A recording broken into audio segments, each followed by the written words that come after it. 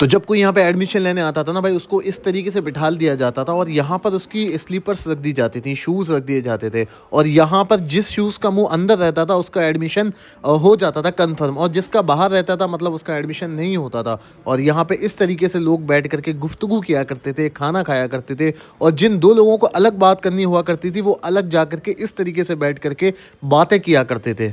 देखो ये सामने जो रखे हैं ना भाई, ये खाना काबा के गिलाफ है, और ये कई सौ साल पुराने गिलाफ हैं। आपने इस तरीके के देखे भी नहीं होंगे, ना हमने देखे मतलब कभी भी। लेकिन यहाँ पर आप देख सकते हो, यहाँ लिखा भी है, ये ऊपर की साइड में देख सकते हो। तो ये पिंक कलर के हैं जो कि खाना काबा के गिलाफ हैं यार। So hello guys, welcome to Shailer vlogs. कैसे हो आप सब? आई होप आप सब अच्छे होंगे। सो गाइस, आज मैं हूँ कोनिया में, और कोनिया जो जगह है ना भाई, वो एक चीज़ के लिए सबसे ज़्यादा मशहूर है, और वो है हज़रत जलालुद्दीन रूमी, मौलाना जलालुद्दीन रूमी, जो कि ऐसे इल्म का समंदर है कि वो आलिमों को पढ़ाया करते थे। नॉर्मल मतलब बच्चों को नहीं पढ़ाते थे, वो आलिमों को पढ़ाया करते थे, और उन्हीं के नाम से कोनिया बहुत ही ज़्यादा मशहूर है, हज़रत मौलाना जलालुद्दीन रूमी। आज हम उनकी बारगाह पे जा रहे हैं, और जस्ट मैं अभी यहाँ टैक्सी से उतरा हूँ, और हमारे सामने है भाई ये रोज़ा मुबारक। भाई ये बहुत बड़ी शख्सियत का सामने रोज़ा बना हुआ है, आप देख सकते हो। मौलाना जलालुद्दीन रूमी, जिनका कहना था कि भाई जहाँ दर्द है वहीं से रोशनी आती है। तुम समझते हो तुम एक बूंद हो, जबकि तुम एक पूरा समंदर हो। भाई ये मौलाना जलालुद्दीन रूमी की तरबियत थी, मतलब वो तरबियत देते थे लोगों को इस तरीके से। मौलाना हमेशा फरमाते थे कि मजहब से पहले इंसान बनो और नफरत से पहले मोहब्बत चुनो। तो मौलाना जलालुद्दीन रूमी के जो नज़दीक इश्क और मोहब्बत है ना, वो भाई मतलब दुनियावी चीज़ें नहीं है, वो अल्लाह तक ले जाने का रास्ता है, इंसानियत पहचानने का रास्ता है। तो मौलाना जलालुद्दीन रूमी एक ऐसी शख्सियत है जिनको हर मज़हब का इंसान पढ़ता है। जो भी सूफीज़म में इंटरेस्ट रखता है या जो भी इंसानियत को पढ़ेगा, तो वो मौलाना जलालुद्दीन रूमी रहमतुल्लाह अलैह को पढ़ेगा ही पढ़ेगा। खैर, अभी हम रोड क्रॉस करके चलते हैं बारगाह के अंदर। ये है भाई, और ये चलता हुआ रोड है, यहाँ से ट्रेन वगैरह भी, मेट्रो वगैरह निकलती है। तो अभी हम यहाँ से तेज़ी से निकलते हैं। सो भाई ये एंट्रेंस का गेट है, और यहाँ पर सिक्योरिटी चेकिंग वगैरह भी होती है। अभी यहाँ से सभी लोग अंदर जाते हैं। सो गाइस, अभी मैंने ना वज़ू कर लिया है, क्योंकि बिना वज़ू जाना अंदर अच्छी बात नहीं है। तो वज़ू करके हम फिर अंदर जा रहे हैं सामने रोज़े में, और वहीं पर नमाज भी अदा कर लेंगे। ये भाई पूरा एरिया है, यहाँ पर एक म्यूज़ियम भी बना हुआ है, एक मस्जिद भी बनी हुई है, और यहाँ पर जो है मतलब उनका मज़ार भी बना हुआ है मौलाना रूम का। तो भाई सामने की तरफ बनी हुई है वो मस्जिद आप देख सकते हो, उसके पास बना हुआ है म्यूजियम, और ये मौलाना रूम का किचन। और लौट करके हम आते हैं भाई सामने की तरफ, ये है हज़रत मौलाना जलालुद्दीन रूमी का रोज़ा मुबारक। सामने की तरफ अभी हम अंदर चलते हैं, और अंदर से सबसे पहले हम जा करके ज़ियारत करते हैं।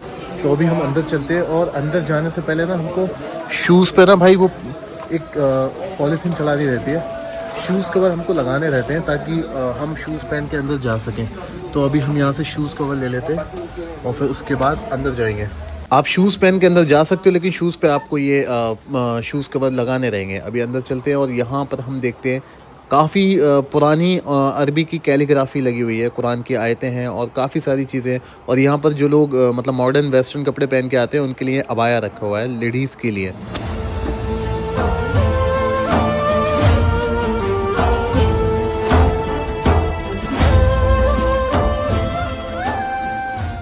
सो गाइस, अभी हम अंदर आ चुके हैं, और यहाँ पर आप देख सकते हो सामने जो रोज़ा मुबारक बना हुआ है ना, बहुत बड़ा सा, ये है हज़रत मौलाना जलालुद्दीन रूमी रहमतुल्लाह अलैह का रोज़ा। आप देख सकते हो कितना प्यारा, कितना शानदार तरीके से इस पर कैलीग्राफी की गई है कपड़े पर। और सामने की तरफ और भी कई सारे मज़ार हैं, लेकिन मैं आपको जूम करके पहले दिखाता हूँ हज़रत मौलाना जलालुद्दीन रूमी का। ये बहुत बड़ी शख्सियत है यार, बहुत ही बड़ी शख्सियत है। आपने ना सूफ़ी डांस देखा होगा, जिसको सूफ़ी समा भी कहते हैं, और वो पता है कैसे शुरू हुआ?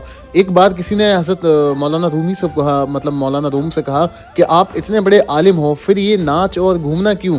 तो मौलाना रूमी ने फरमाया कि जब रूह अपने रब के करीब हो जाती है तो जिस्म खुद घूमने लगता है। यहाँ से मतलब ये सूफ़ी समय फिर स्टार्ट हुआ, जो मतलब आज भी कोनिया में होता है, और ये मौलाना रूम के वक्त से होता है, यानी कि इन्हीं के वक्त से आज भी यहाँ पर सूफ़ी डांस जिसको कहा जाता है, सूफ़ी समा जिसको कहा जाता है, वो आज भी होता है यहाँ पर। बहुत सारे लोगों को नहीं पता होगा कि मौलाना रूम का जो पैदाइश है ना भाई, वो 1207 में हुई थी, और अफगानिस्तान में हुई थी। पहले अफगानिस्तान का जो पुराना नाम था वो बल्ख था, बल्ख मतलब आज का अफगानिस्तान। तो मौलाना रूम के जो वालिद साहब थे ना, वो भी बहुत बड़े आलिम थे, और उन्होंने बचपन से सारी चीज़ें मौलाना रूम को सिखाई थी। उनका रोज़ा मुबारक भी यहीं पास में बना हुआ है, अभी आपको दिखाता हूँ जूम करके। वो पीछे की साइड में भाई लकड़ी का जो बड़ा सा रोज़ा है ना, वो मौलाना रूम के वालिद साहब का है, जो कि बहुत बड़े आलिम थे। और रूमी भी बचपन से इसी वजह से इल्म और इबादत की दुनिया में पले पड़े, तो उन्होंने बहुत सारी खिदमत की दीन के लिए और बहुत सारी किताबें लिखी जो मतलब आज बहुत काम की हैं। यहाँ सामने की तरफ देखो एक म्यूजियम बना हुआ है जहाँ पर कई सारे पुराने कुरान शरीफ रखे हुए हैं, मतलब कई सौ साल पुराने आप देख सकते हो, जो कि हाथ से लिखे हुए भी कुरान शरीफ यहाँ पर मौजूद है और बहुत ही प्यारे तरीके से लिखे हैं। यहाँ पे ना भाई काबा शरीफ के गिलाफ भी रखे हुए हैं, मतलब अंदर का टुकड़ा है या बाहर का ये तो समझ नहीं आ रहा, लेकिन कई सौ साल पुराना रखा हुआ है पीछे।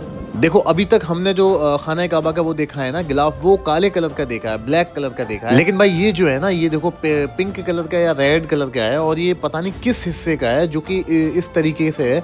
आप देख सकते हो यहाँ पे लिखा भी है कि खाना काबा का गिलाफ है ये। और यहाँ पे सारी चीज़ें जो है वो ऑथेंटिक हैं, ऐसा नहीं है मतलब कुछ भी ऐसी हो। यहाँ पर कई सारी ऐसी बुक्स भी रखी हुई हैं जिनको समझना भाई इम्पॉसिबल है। उसको समझने के लिए मतलब सूफियों को समझना बहुत ज़रूरी है, मौलाना रूम को समझना बहुत ज़रूरी है। और मौलाना रूम को समझना मतलब आसान बात नहीं है, आज के लोगों के लिए तो कहीं तक भी पॉसिबल नहीं है उनको समझना। यहाँ पे देखो आप देख सकते हो कपड़े रखे हुए हैं, शायद ये पहले का एक जुब्बा टाइप का है जो मतलब पहले लोग पहनते थे, और ये किसी बुजुर्ग का ही है। आप देख सकते हो इसकी कंडीशन पता चल रही है। यहाँ पर मतलब सारी चीज़ें वो रखी हुई हैं जिसको मतलब अगर आप समझ जाओगे तो आप ज़िंदगी में ना बहुत सारी चीज़ें आसानी से कर लोगे, बहुत सारी चीज़ें बहुत अच्छे से समझ लोगे। देखो ये जो रखी हुई है ना कुरान शरीफ रखने की रहल है, जो कि लकड़ी की बनी हुई है, और आपने कई दफ़ा अपने घरों में भी देखा होगा। ये कुरान शरीफ है, ना जाने कितना पुराना कुरान शरीफ है ये रहल है, देखो कितनी खूबसूरत है। आपको पता है कि मौलाना रूम फरमाते हैं कि जहाँ दर्द है वहीं से रोशनी आती है। तुम समझो कि तुम एक बूंद हो जबकि तुम एक पूरा समंदर हो। मतलब ये चीज़ें समझना आसान बात नहीं है, इसको समझने के लिए दिल और दिमाग दोनों ही साफ और पाक होने चाहिए। सो गाइस अभी हमने यहाँ पे ना मतलब अंदर से आपको सारी चीज़ें दिखाई, सब कुछ दिखाया मैंने अभी आपको।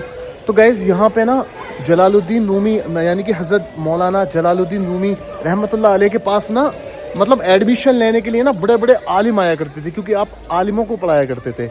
हर कोई चाहता था आपसे इल्म हासिल करना, लेकिन इतना आसान नहीं था एडमिशन लेना यहाँ पर, क्योंकि बहुत सारे आलिम थे जो आपके पीछे रहते थे कि मुझे पढ़ाओ, मुझे पढ़ाओ, मुझे इल्म हासिल करना है। लेकिन यहाँ पर एडमिशन का ना सिर्फ एक ही तरीका था, आपका टेस्ट लिया जाता था। और टेस्ट कैसे होता था भाई? टेस्ट आपका होता था किचन के अंदर। आपको 3-4 दिन खुशबू सिखाई जाएगी, मतलब खाने कैसे बनाना है और किस तरीके से बनाना है। अगर आप किचन के काम में परफेक्ट हो गए तो फिर आपको मतलब एडमिशन मिल जाएगा। तो ये वो किचन है, अभी मैं अंदर आपको चल के दिखाता हूँ। यहाँ पे आप समझ जाओगे, यहाँ से आप एक एक चीज़ समझ जाओगे। यहाँ पे काफ़ी सारे स्टेचू बने हुए हैं।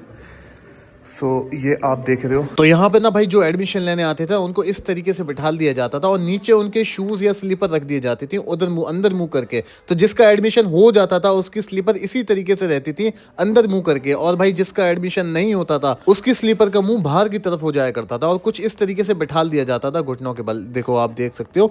तो ये यहाँ पे ना एक तरीके से ये एग्ज़ाम की जगह थी यहाँ पे किचन। तो अगर अंदर आप आके देखोगे तो यहाँ पे ना सिलिकॉन के एक तरीके से स्टेचू बना रखे हैं, आपको मैं दिखाता हूँ करीब से। पहले मतलब यहाँ पर खाना इस तरीके से खाते थे लोग बैठ करके, या कोई भी बात किया करते थे। तो भाई ये है जो खाने की टेबल लगा करती थी ना, वो टेबल इस तरीके से लगती थी और सब लोग इस तरीके से खाना खाते थे। और जब दो लोगों को गुफ्तगू करना हुआ करती थी ना, तो वो इस तरीके से बैठ करके गुफ्तगू किया करते थे। मतलब कुछ इस तरीके से खाना खाते थे बैठ करके, और एक खादिम खड़ा रहते थे, मतलब कुछ चाहिए तो इसलिए। और सामने की तरफ आप देख सकते हो किसी को अलग बात करनी है, गुफ्तगू करनी है, तो वो इस तरीके से दो लोग खामोशी से बैठ करके बातें किया करते थे। कुछ पूछना होता था या कुछ भी चीज़ें रहती थी XYZ, वो इस तरीके से रहते थे। और सबके पैर आप अगर देखोगे मतलब एक पैर सबका खड़ा हुआ है अगर आप ध्यान दोगे इन चीज़ों पर। और यहाँ पे खाना रख दिया जाता था इस खाने के बर्तन के अंदर, जैसे आज के वक्त में हमारे यहाँ बुफे चलते हैं ना, इसी तरीके से पहले भी कुछ ऐसे ही चलता था। ये रखा हुआ है, इसमें खाना रख दिया जाता था, सभी लोग आते थे और अपने लिए खाना निकालते थे। और ये सब आलिम हुआ करते थे, कोई भी नॉर्मल इंसान नहीं हुआ करता था यहाँ पर। और सामने की तरफ भाई ये है मौलाना रूम का किचन, जहाँ पर आलिम बड़े बड़े आलिम खाना बनाया करते थे। और ये पहले के ओरिजिनल बर्तन है, बिल्कुल असली, जिनमें सभी लोगों के लिए खाना बना करता था। यहाँ पर कोई भी नॉर्मल इंसान नहीं था, सब आलिम थे। और मौलाना रूम जो थे ना भाई, वो बड़े बड़े आलिमों को पढ़ाया करते थे। ऐसा नहीं था कि नॉर्मल इंसान पढ़ाया करते थे, वो बहुत बड़े बड़े आलिम पढ़ाया करते थे वो। और इस वाले किचन में उनका टेस्ट हुआ करता था।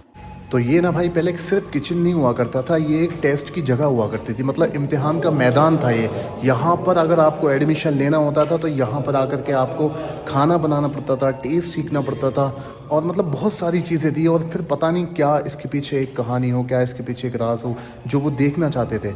इससे बहुत सारी चीज़ें सामने आती हैं, क्योंकि सूफियों को समझना ना दिमाग के बाहर की चीज़ है, हर इंसान उनको नहीं समझ सकता। तो ये किचन भी उसी वक्त का है, और किचन में मौजूद जो बर्तन हैं वो भी उसी वक्त के हैं, मौलाना रूम के वक्त के। बाकी ये सिलिकॉन के अभी बना के रखे गए। मौलाना रूमी ने सबसे ज्यादा मोहब्बत हजरत शम्स तबरेज से की थी, और उनके जाने के बाद मौलाना रूमी ने दिल का इल्म सीखना शुरू किया, मतलब किताबों के साथ साथ फिर दिल का इल्म सीखना भी शुरू किया, क्योंकि वो उनसे बहुत ही ज्यादा मोहब्बत करते थे। खैर यहाँ पे ना ये म्यूजियम भी बने हुए हैं जहाँ पर कई सारी चीजें पुराने वक्त की भी हैं, मतलब जो हजरत मौलाना रूमी के वक्त में यूज होती थी वो कई सारी चीजें यहाँ पर मौजूद हैं, और एक से एक प्यारी चीज़ यहाँ पर मौजूद है। मैं मतलब आपको एक सबसे प्यारी चीज़ दिखाऊंगा, यहाँ की कैलीग्राफी। यहाँ के जो स्टूडेंट थे ना वो कितने ज़्यादा काबिल थे। एक पत्ते पे ना भाई इन्होंने पूरी कैलीग्राफी की हुई है, कुरान की आयतें लिख दिया करते थे। ये देख सकते हो आप सामने की तरफ, यहाँ पे सबसे ऊपर पत्ते पे लिखा हुआ है अल्लाह, और यहाँ पर आपको बहुत सारी चीज़ें देखने को मिलेंगी, कुरान की बहुत सारी आयतें देखने को मिलेंगी। ये आप समझ सकते हो कि एक पत्ते पर ये कैलीग्राफी की गई है, किस तरीके से की गई होगी। पहले तो इतनी ज़्यादा टेक्नोलॉजी भी नहीं थी, किस तरीके से की गई होगी। यहाँ पे लिखा हुआ है देखो अली और फातिमा, शायद फातिमा ही लिखा हुआ है। तो ये बहुत ही ज़्यादा काबिलियत वाली चीज़ें हैं जो अब आपको देखने को नहीं मिलेंगी कहीं भी। गाइस कपड़े पर और कागज़ पर कैलीग्राफी करना मतलब बहुत ज़्यादा आसान भी नहीं होती है, लेकिन आसान होती है पत्ते के मुकाबले। यहाँ पर एक पत्ते के ऊपर कैलीग्राफी हो सकती है यार, मतलब ये कई सौ साल पुरानी, मतलब किस तरीके से उन्होंने की होगी, किस तरीके से इल्म होगा इतना ज़्यादा इनके पास, सोचने वाली बात है यार। खैर मौलाना रूमी के नज़दीक ना भाई बहुत एक अलग बात बताता हूँ आपको, टूटे दिल वाले लोग और ज़ख्मी रूह वाले लोग ये सब अल्लाह के ज़्यादा करीब होते हैं, मौलाना रूम फरमाते थे। और उनका मशहूर ख्याल ये था कि ज़ख्म वही जगह है जहाँ से रोशनी अंदर आती है। तो ये मौलाना रूम की ये सारी चीज़ें आपको इंस्पायर करेंगी उनसे। खैर यार यहाँ आने के बाद ना तो एक अलग ही मज़ा आ गया था, और अगर आप मौलाना रूम को पढ़ेंगे ना तो आप मतलब हैरान रह जाएंगे, इतनी सारी चीज़ें उन्होंने अपनी किताबों में लिखी हुई है। खैर आई होप आपको ये व्लॉग अच्छा लगा होगा, और यार अगर अच्छा लगा है तो चैनल को सब्सक्राइब कर देना। बाकी मिलते हैं अगले व्लॉग में।